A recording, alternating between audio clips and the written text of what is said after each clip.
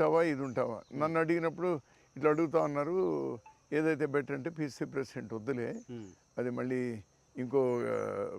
ఇది అవుతుంది power centre అవుతుంది అవసరం లేదు అక్కడ రాహుల్ గాంధీ గారితో వాళ్ళందరితో కూడా ఉంటే డెఫినెట్గా నీకు అవకాశం ఉంటుంది నాన్న ఎంపీ అయ్యి అక్కడ పోయిన తర్వాతే అతనికి వాళ్ళ దగ్గర అయినాడు సో దట్ అటాచ్మెంట్ పెరిగింది ఆల్ సెడ్ అండ్ డన్ హైకమాండ్తో కూడా బాగుండాల్సినటువంటి అవసరం ఉంది కదా నువ్వు నేను చెప్పినాను సరే అని అన్నాడు వాళ్ళు ఆలస్యం చేశారు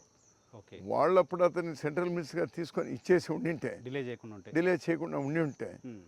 పరిస్థితులు ఇంకో రకంగా నమ్మకం పోయింది డెఫినెట్గా చెప్తున్నానే ఇది పర్సనల్ రెండు వైపులు ఉన్నాయి వాళ్ళు రాంగ్ దీంతో క్యారీ కావడము ఇతను దుందుడుకుతనము చాలా దగ్గరగా ఉన్న ఫ్యామిలీలో అంత అపనమ్మకం ఎందుకు ఒకరి పట్ల ఒకరికి వచ్చింది సార్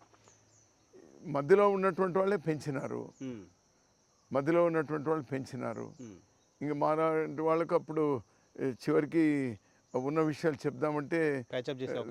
అవకాశాలు కూడా లేకుండా పోయింది అనే విషయాలు దానిలో కానీ స్టేట్ డివిజన్లో కానీ ఇవన్నీ కూడా జరిగినాయి